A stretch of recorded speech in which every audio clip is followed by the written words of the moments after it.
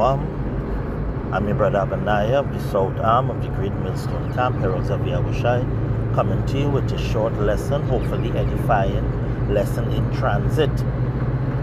Alright? I want to give all honor, all glory, all praises to Yahweh, Bahasham, Yahushai, Bahasham, Harukakwadash.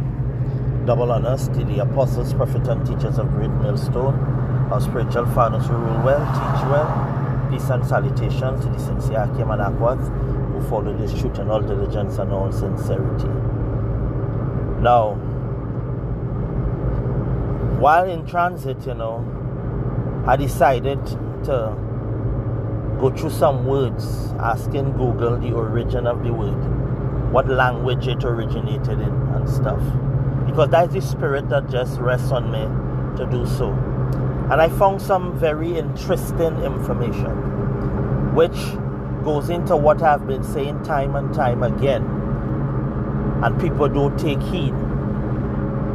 Right? Words have been altered, it have been doctored, it have been changed. Words that you use now that often carry a negative connotation are words that have been demonized by the powers that be to create emotional and physical outbursts. This is why when certain people hear certain words, there's a particular action, there's a particular feeling they get when they hear certain words. For example, the word racism. You can see how people get when they hear that word. A lot of the words that we use when we read the scriptures were never words that were demonized. They didn't carry the meaning back then that it carries today. And if you don't actually study and you don't allow the Spirit, the Ruach to lead you, you're going to be falling prey to these things. 2 Timothy 2:15, it says, study to show thyself approved unto power, a workman not needed, being ashamed, rightly dividing the word of truth. You got to rightly divide. You got to go into the etymology of words. You got to seek out the old meaning of words.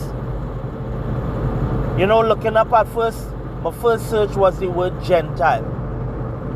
Gentile is a Latin word. But wait a minute.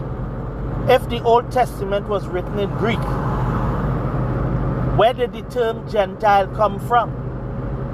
If it was translated from the Greek.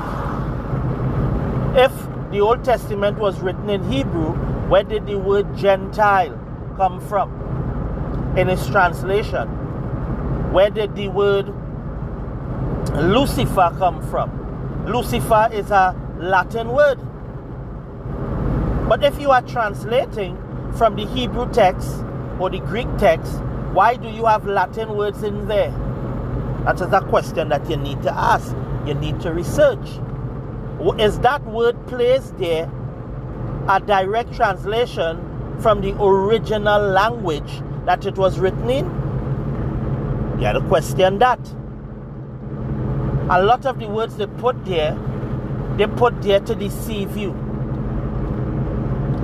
Gentile is a Latin word, and that word simply goes back to what? Someone of the same country, a fellow countryman, someone of the same race. This is why we constantly tell you the word Gentile or the term Gentile can apply to anyone. You people think the term Gentile is exclusive to non-Israelites. That's a new speech.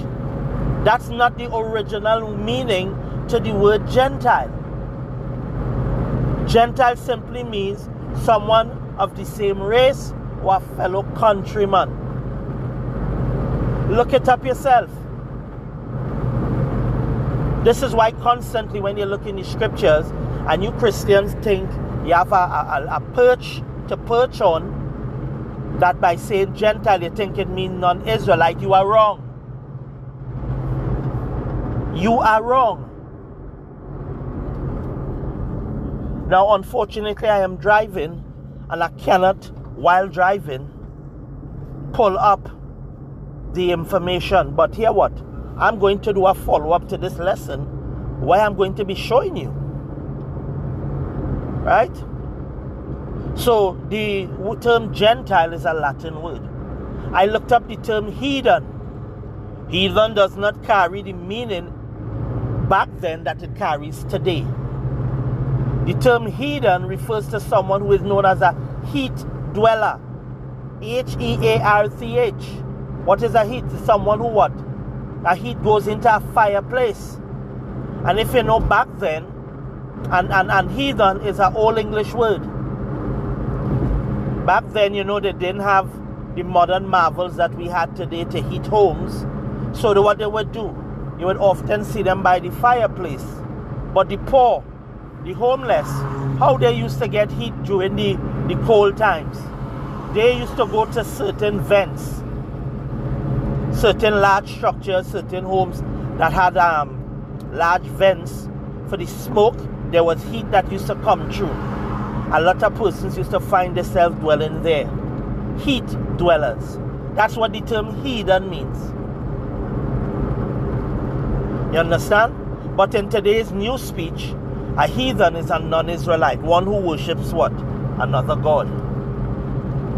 So the term have been altered or doctored to mean something that it didn't carry back then. Another word is pagan.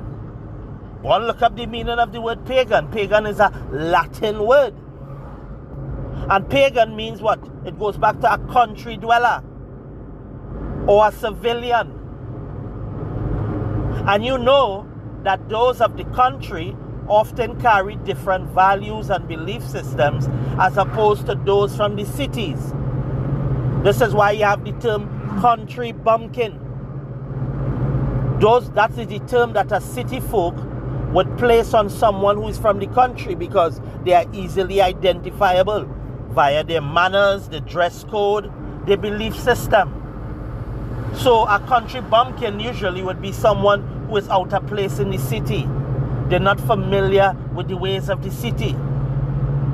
Pagan means a country dweller. So when the church picked up the term, they made it into someone who does not adhere to their religious beliefs. So the term pagan now have become a word to indicate someone who does not believe as you do, when that was not the original meaning of the word. So why am I doing this? It's to show you something I've always been teaching others.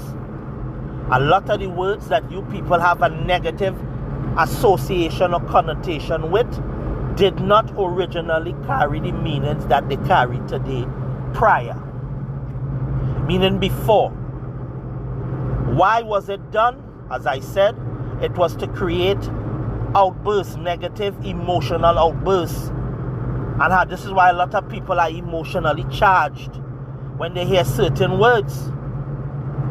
A lot of you, when you hear the word Nigger,